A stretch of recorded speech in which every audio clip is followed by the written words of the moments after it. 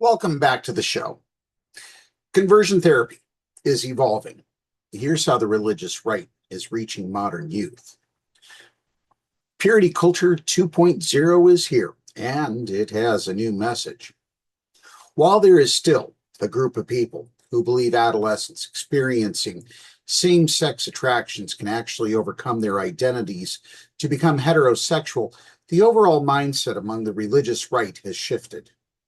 Nowadays, the thinking tends to be that just because a person is LGBTQ plus does not mean they have to act on their desires. For example, love the sinner, hate the sin.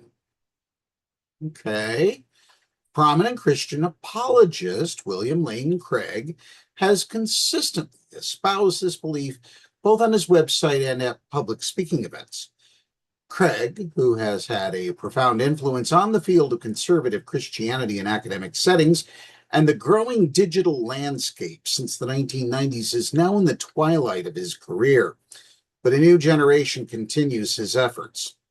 Within today's online consumer culture of American evangelicalism and the religious right in the United States, there is a trend of prominent faith leaders producing curriculum tailored to younger audiences that continues to espouse the belief that same-sex desires are not sinful in and of themselves, but same-sex sexual behavior is. Okay? Just because it's your religious belief doesn't mean you get to push that onto other people. Keep that in mind.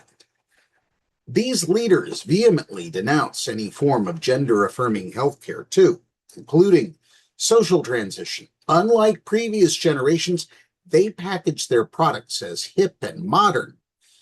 In some instances, they use youth who appear to be LGBTQ plus in their marketing.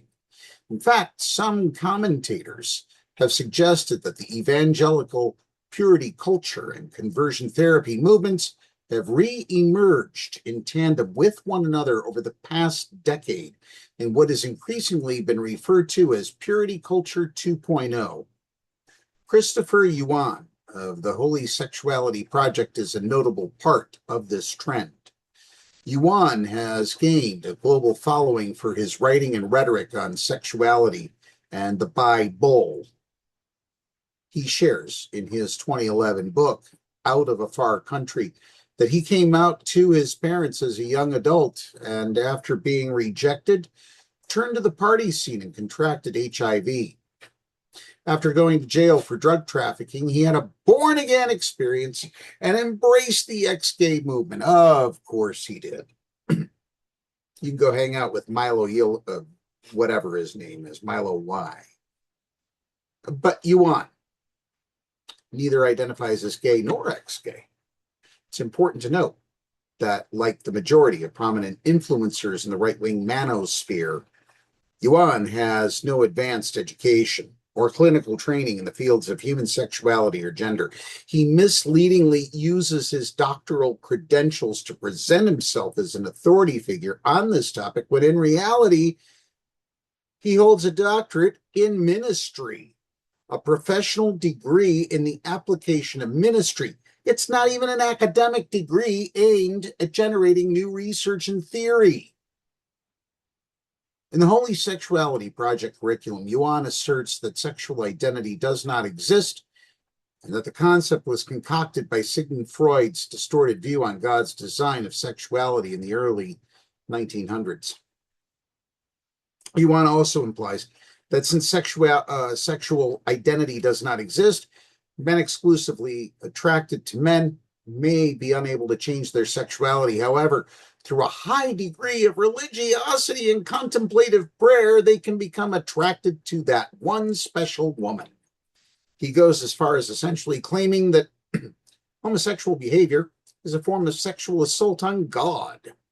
Unfortunately, these aforementioned claims appear to be a microcosm of the overall conversion therapy movement in the United States, not to mention the fact that they're all bullshit. As the child enters adulthood and inevitably fails to shove down their true self, they will have to navigate many standard rites of passage without the support of their families. They will not be able to share common experiences like forming romantic relationships and inviting their romantic partners to participate in the family's customs and traditions. They will also have to navigate solo many of the existential dilemmas that most people experience throughout adulthood, including the disillusion of a romantic relationship, the loss of friendships, and experiencing discrimination and harassment, often simply for being LGBTQ+. Maybe if it weren't for that Bible, none of those things would happen. One thing that is absent in nearly all the curriculum within the religious right when it comes to sexual ethics, particularly, is that forcing LGBTQ+ individuals to be celibate because of religious beliefs does not work. Ask half the priests and clergy people we've read about in our news briefs, our news blasts. They're all sitting in jail. As such, places people at risk not just of immense shame and guilt when they inevitably act on their natural urges, but also makes them more likely to engage in risky sexual behavior, since they may never have gotten the proper sex education and also must find secretive ways to fulfill their desires. And Yuan's course is not the only one peddling these dangerous, idiotic beliefs.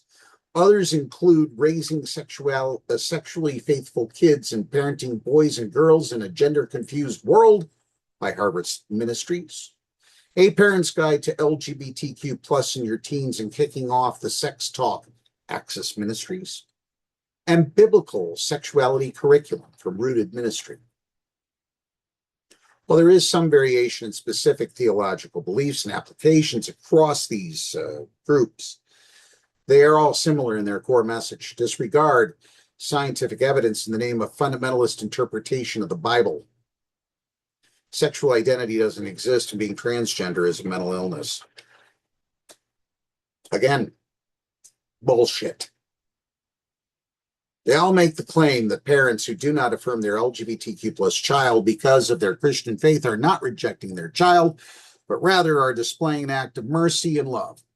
But for a parent to place a condition on their love for their child, especially when it comes to something that their child neither chose nor acquired, is inherently a form of rejection and places the child at risk for numerous negative health and social outcomes. Even when a child is not expelled from the home or ostracized from their family, there will still be an ongoing reminder of the condition that the parent has imposed on their child to be loved. Coming up next, we have a story from the Missouri legislature about the conservative thought process that links together gender-affirming healthcare for minors with reproductive rights, all with the goal of wiping out abortion in Missouri. That's coming up in just a few seconds. You're listening to PEP Radio.